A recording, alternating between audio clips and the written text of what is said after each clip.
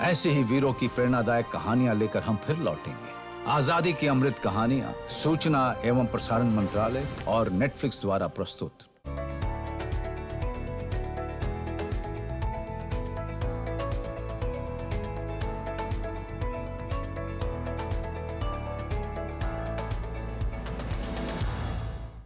माना के जहां को ना गुलजार कर सके, कुछ खार कम तो कर गए गुजरे जिधर से हम। अगर जिंदगी की तई ये जज्बा है, समाज को बेहतर बनाने के लिए हम एक कदम आगे बढ़ाएं तो क्या कुछ नहीं किया जा सकता। और यकीन मानिए, कुछ ऐसी ही शख्सियात की कहानियां लेकर हर एक हफ्ते हम हाजिर हो जाते हैं आपके रूबरू, और चाहते हैं कि आप सब भी अपनी जिंदगियों में तब्दीली लेकर आएं ताकि एक बहुत खूबसूरत समाज हमारे सामने हो। तो चलिए करते हैं शुरुआत गुड न्यूज जज्बा इंडिया की। मैं हूं रेशमा आपके साथ, मेरा आदाब कबूल कीजिए। तो दोस्तों, हम आपके साथ बात कर रहे थे कि खूबसूरत समाज के लिए क्या कुछ होना चाहिए। सबसे पहले जिस चीज़ की ज़रूरत होती है वो होता है प्यार, वो होती है मोहब्बत, वो होती है उनसियत।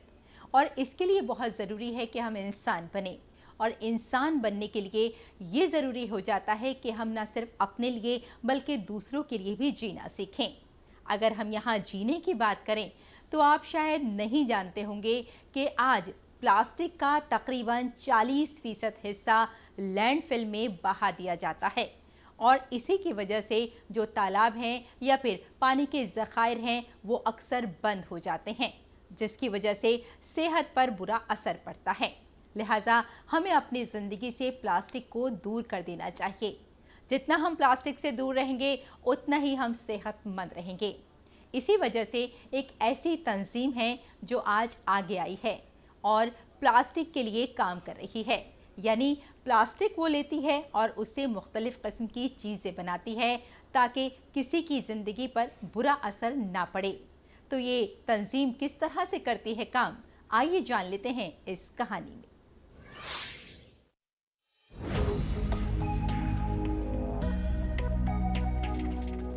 भारत में प्लास्टिक के कचरे के बारे में सबसे बड़ी तशवीश पैदा होने वाले फुजले की मिकदार नहीं है, बल्कि कचरे का गैर मौसर इंतजाम है, जैसा कि कचरे को गलत तरीके से जमा करना और रिसाइकलिंग करना।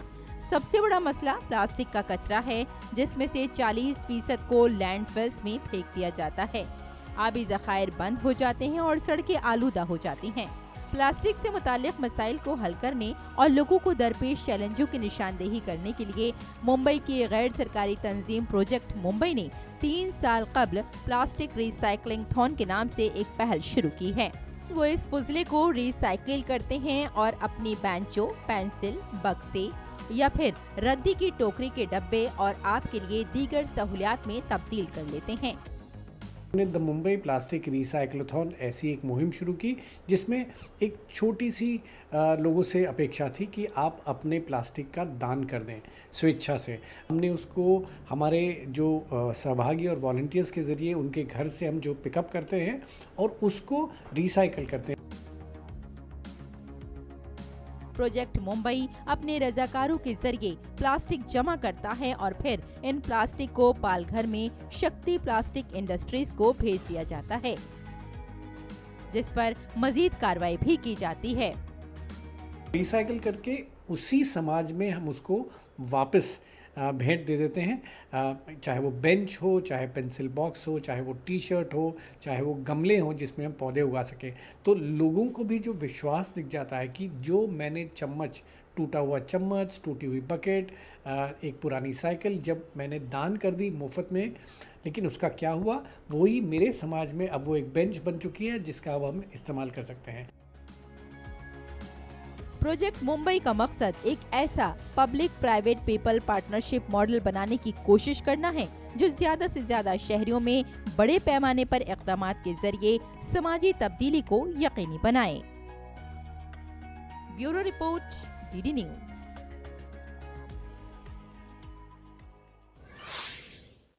दोस्तों, माएँ हमारी जिंदगी की सबसे खूबसूरत शख्सियत। यही माँ जहाँ हमें कई बार डांटती भी है, यहाँ तक कि मारती भी है, लेकिन दुनिया में सबसे ज़्यादा हमारी माँ ही हमसे मोहब्बत रखती है। वो माँ जो हमारे बिना रह नहीं सकती, वो माँ जिसके बिना हम जिंदगी का तस्वुर नहीं कर सकते। लेकिन कई बार कुछ माँओं के साथ यूं भी होता है कि वो तन्हा हो जाती हैं। उसके पीछे की कई सारी कहानियां हो सकती हैं, कई सारी वजूहात होती हैं, लेकिन ज़िंदगी में कई बार यही माएँ परेशान हो जाती हैं और इसीलिए मंगलम फाउंडेशन आगे आया है और वो बेसहारा माँओं को सहारा दे रहा है।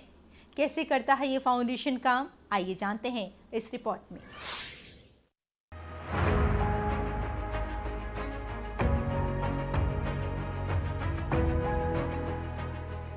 छोटे बच्चे की पहली ताकत उसकी माँ है, लेकिन कुछ माएँ बेबसी का शिकार हो जाती हैं, कुछ अपने घर वालों की वजह से परेशान हो जाती हैं और कई माँओं ने तो अपना सब कुछ ही खो दिया है। कुछ लोग वाकई इस दुनिया में तन्हा होते हैं। रियासत मगरबी बंगाल के शुमाली 24 परगना जिले के बारासात में एक ग्रुप ऐसे ही लोगों की जिंदगी में खुशियां लाने की कोशिश कर रहा है। ये रजाकार तंजीम मंगलम फाउंडेशन के रजाकार हैं, जो बेसहारा बूढ़ी माँओं का सहारा बन गए हैं। ये हस्बैंड था, वो तो चला गया, लेकिन दो बेटा है, वो भी एक चला गया, एक है। तो बेटा आपको देखता नहीं है? ना, वो भी देखता नहीं है। तो इसी वजह से आपको यहाँ पे आना। देखिए 2018 से जब मंगलम फाउंडेशन शुरू हुआ था, उसी टाइम से हम लोग का ये सोच था कि हम लोग एक तो फ्री एल्डरली केयर होम बनाएंगे फॉर द एल्डरली वोमेन, जो जिसका देखने लायक कोई नहीं है, घर में कोई नहीं है या फिनेंशियल क्राइसिस में है, ये लोग के लिए।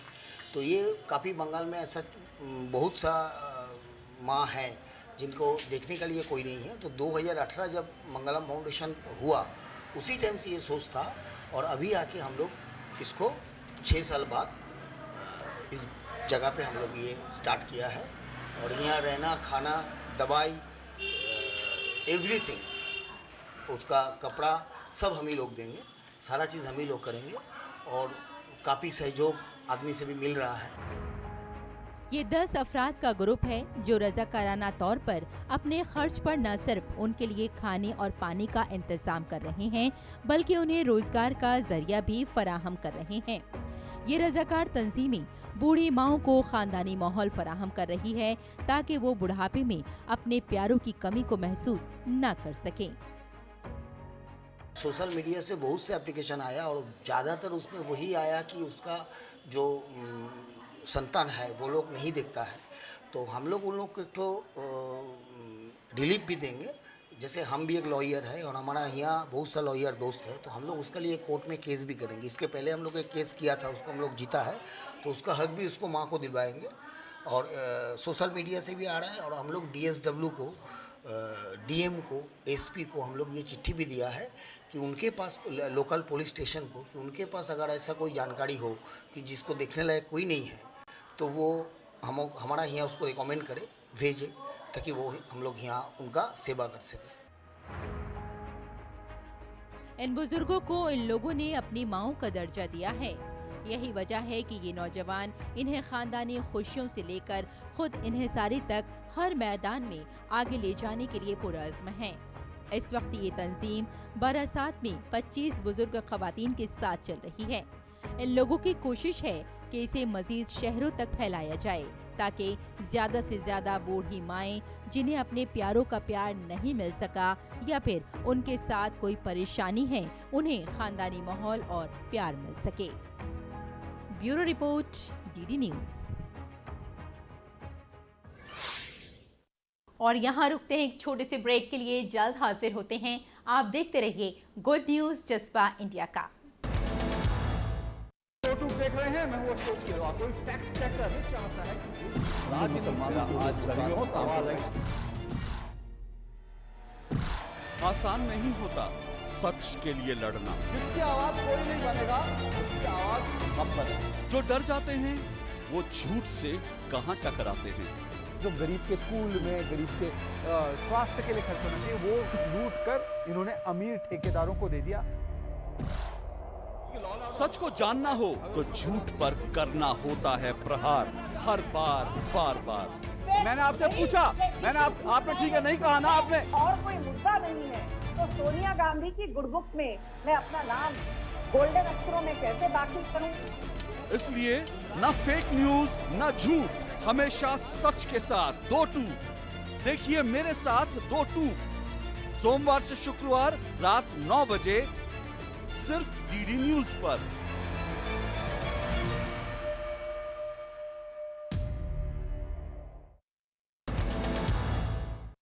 और चलिए अब आपको लिए चलते हैं बेंगलुरु के लाल बाग बोटानिकल गार्डन, जहां बनाया गया है कीड़ों के लिए एक कैफे। आप हैरान हो गए होंगे कि क्या कीड़ों के लिए भी कैफे बनाया जा सकता है? जी हाँ, दरअसल आज कीड़ों को अपने हिसाब से आबो हवा दस्तयाब नहीं हो पाती है। काफ़ी परेशानी का उन्हें सामना करना पड़ता है, जिसकी वजह से आज उनकी जिंदगियां खतरे में पड़ रही हैं और उनकी नस्लें भी ख़त्म हो रही हैं। लिहाजा इसी बात को मद्देनज़र रखते हुए एक कैफ़े बनाया गया है, जहां कीड़ों को रखा जाता है और कीड़ों के लिए बहुत बेहतरीन किस्म की आबो हवा का भी इंतज़ाम किया गया है। तो चलिए देखते हैं कीड़े cafe.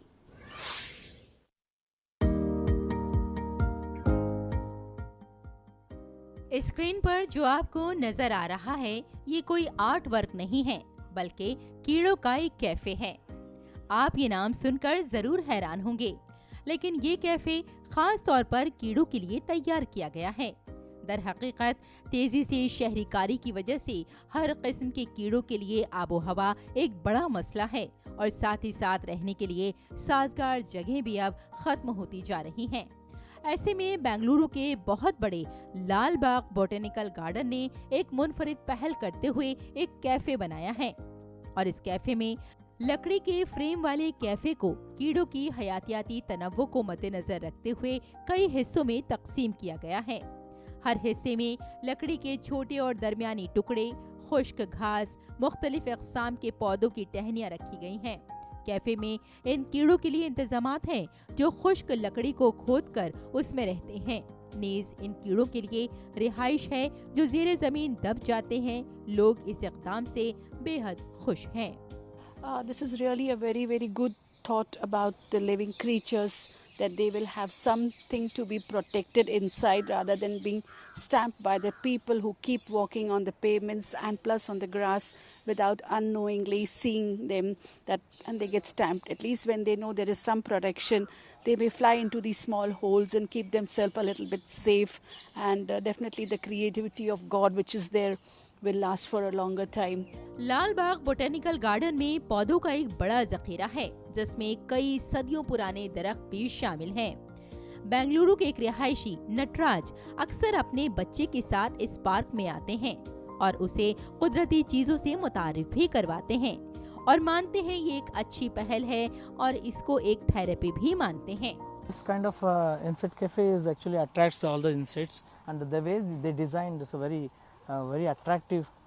For us only it is attractive. The insects, what they prepare, all the woods, it's actually we can see a lot of various kind of insects across all the world or across all the places it come and stay here and grow here.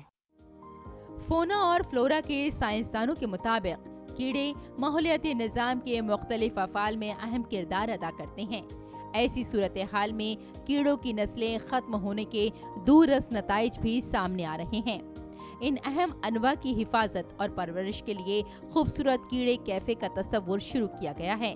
तवक्को है कि इस तरह के कीड़े cafe बड़ी तादाद में तामीर किए जाएंगे। Bureau report, DD news.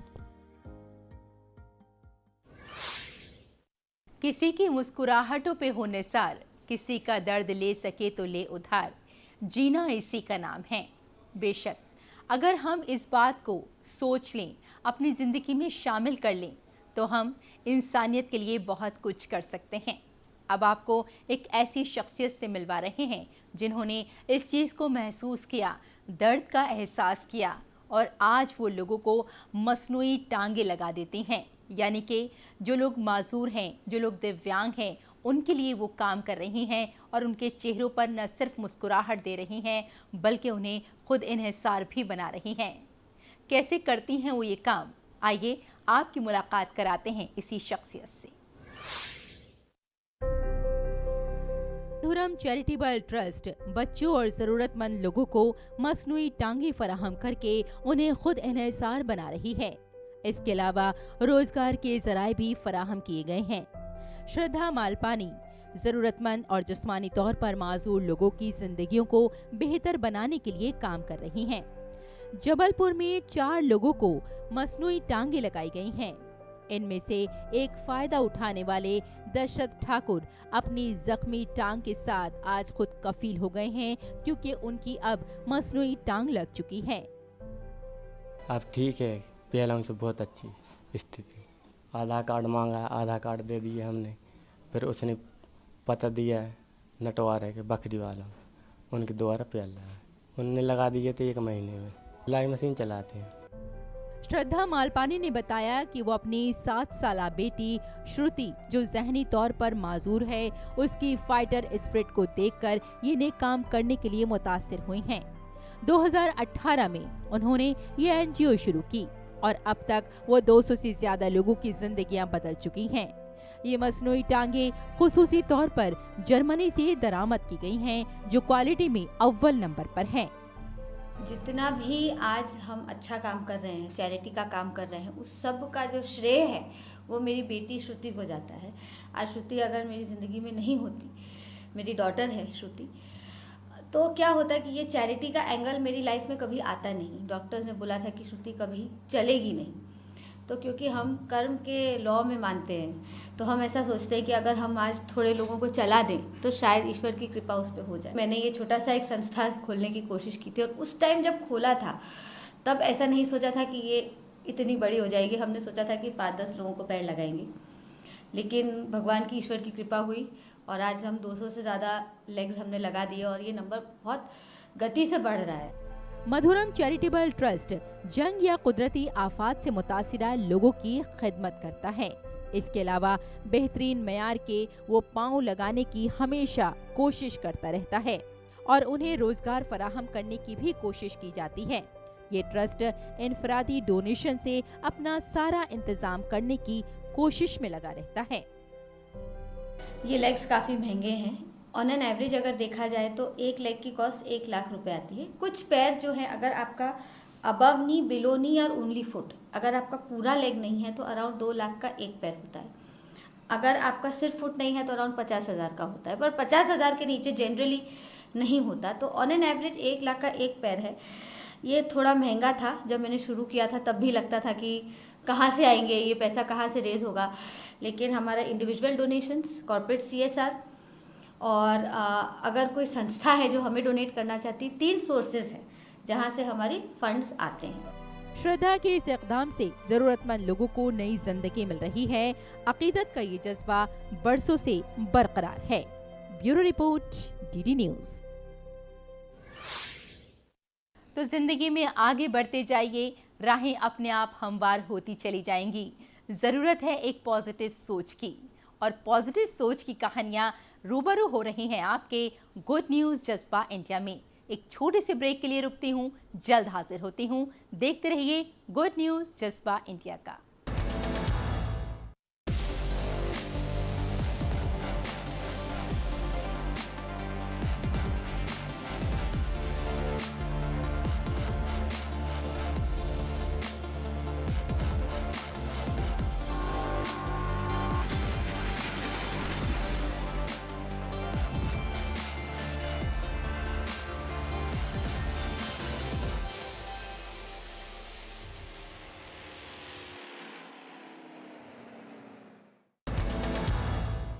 और चलिए अब आपको दिखाते हैं गया के नक्सल मुतासिरा इलाके इमामगंज की बदलती हुई तस्वीर। ये वो तस्वीर है जहां पहले नौजवान गुमराह हो रहे थे, लेकिन आज उन्हें ट्रेनिंग दी जा रही है।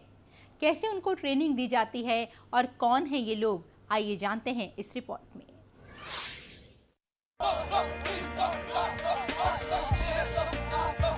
गया के नक्सल मुतासिरा इलाके इमामगंज में फौज के 3 रिटायर्ड जवान नौजवान नस्ल को फौज में शामिल होने की तरबियत दे रहे हैं। इसके लिए हर एक को सुबह शाम प्रैक्टिस करवाई जाती है।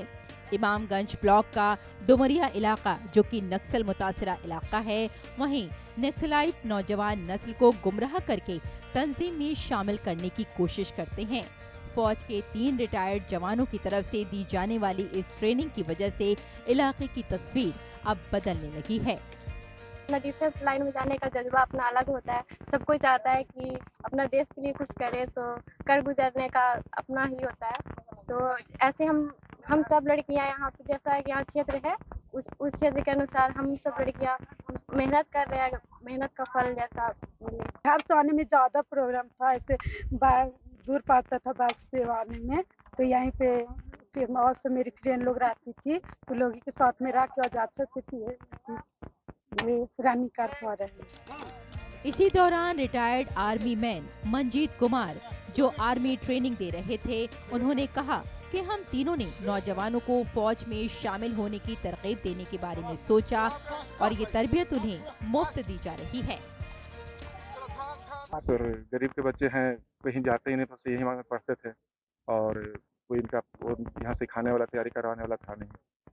तो फिर जब से हम खोले तो धीरे धीरे हमारे पर कॉन्टेक्ट हुए स्टूडेंट लोग, बोले सर कब से ओपनिंग कर रहे हैं, कब से चला रहे हैं।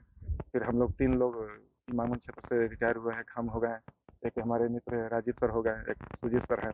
तीनों मिल करके आपस में प्लान किए कि अब रिटायर हो गए हैं, पेंशन तो हम लोग का मिल रहा है, लेकिन अपने क्षेत्र में कुछ लोगों को, कुछ भाई बहन को कुछ निकालें, जिस तरह से हम लोग तीनों गए। इस नक्सली इलाके में सिक्योरिटी फोर्सेस और नक्सलियों की गोलियों और बमों की आवाज से पूरा इलाका गूंजता था। अब यहाँ के बच्चों को फौज में भर्ती होने और नक्सलिज्म को खत्म करने की तरकीब मिल रही है। इस कोशिश से आने वाले वक्त में ये इलाका मुकम्मल तौर पर नक्सल फ्री होने की उम्मीद है। Bureau report, DD news. कैंचियां हमें उड़ने से भला क्या खाक रोकेंगी, हम परों से नहीं हौसलों से उड़ा करते हैं, और इस बात को साबित किया है अंकित ने। अंकित वैसे तो दिव्यांग हैं, लेकिन आज वो फूड ब्लॉगर हैं और लोग उन्हें बेहद पसंद करते हैं। तो चलिए अंकित की कहानी जानते हैं इस रिपोर्ट में।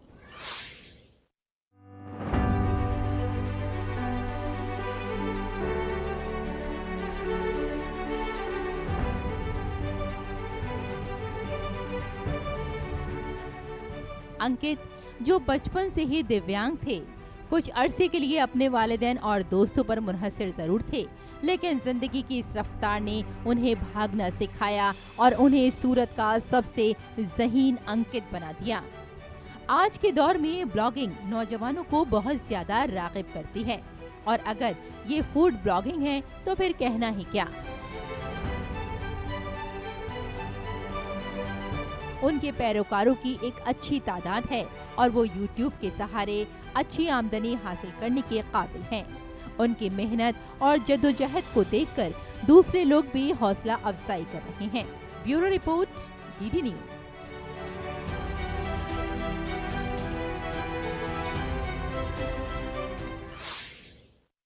जिंदगी को अपनी शर्त पर जीने की जिद, बस यही शिकवा जमाने को हमसे रहा। लेकिन जो लोग जिद्दी होते हैं, जो लोग कुछ करने के लिए जिद करते हैं, आप यकीन मानिए आसमान तक वही पहुंच पाते हैं। उन्हीं को बुलंदियां मिलती हैं, और फिर चाहे कोई जिस्मानी माजूरी क्यों ना हो, वो ज़िंदगी में आगे और आगे बढ़ते चले जाते हैं। ज़रूरत इस बात की है कि न सिर्फ वो खुद पॉजिटिव हों, बल्कि उनके आसपास जितने भी लोग हैं वो भी मुस्बत ख्यालात के साथ उन्हें आगे बढ़ने की तरकीब दें।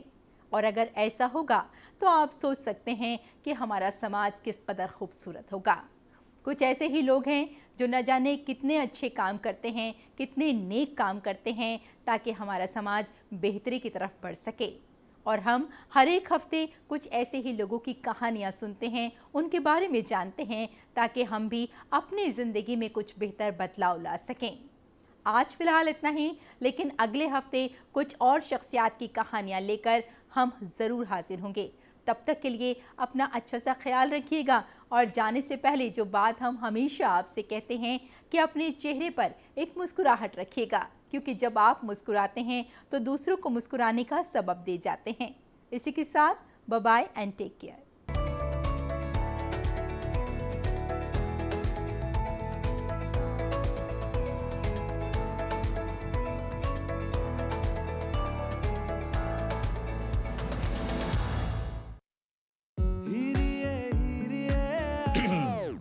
चल रहा है? प्रैक्टिस मेरी संगीत की। वाह मिस नौटंकी, कोई मिले तो पहले। मिसेस नौटंकी डैड, आप बस करो मेरी शादी की तैयारी। क्योंकि अब है गारंटी हमारी